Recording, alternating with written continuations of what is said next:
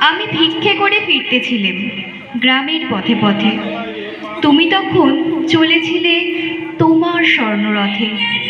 অপূর্ব এক স্বপ্নসম লাগিতেছিল চক্ষে মন। কি বিচিত্র শোভা তোমার, কি বিচিত্র সাজ! আমি মনে ভেবেছিলাম এ কোন মহারাজ। আজি শুভক্ষণে রাত পোহালো, ভেবেছিলাম তবে আজ আমার এ দাঁড়ে দাঁড়ে ফিরতে নাহি হবে।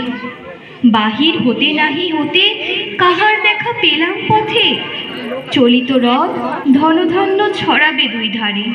মুঠা মুঠা কুড়িয়ে নেব নেব ভারে ভারে। দেখি সহসা রথ থেমে গেল আমার কাছে এসে। আমার মুখপানে চেয়ে নামলে তুমি হেসে। দেখে মুখের প্রসন্নতা জুড়িয়ে গেল সকল ব্যথা। হেনকালে কিসের লাগে তুমি অকস্মাৎ? আমায় কিছু দাও গো বলে বাড়িয়ে দিলে হাত। মরি এ কি কথা রাজাধিরাজ, আমায় দাও গো কিছু। শুনে ক্ষণকালের তরে রইনু মাথা নিচু। তোমার কি ভা অভাব আছে ভিখারি ভিক্ষুকের কাছে? এ কেবল কৌতুকের বসে আমায় প্রবঞ্চনা। ঝুলি হতে দিলেম তুলে একটি ছোট্ট কণা।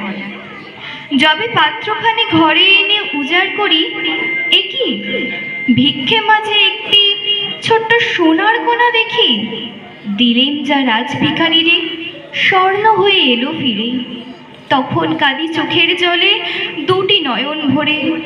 তোমায় কেন দিইনি আমার সকল উজাড় করে।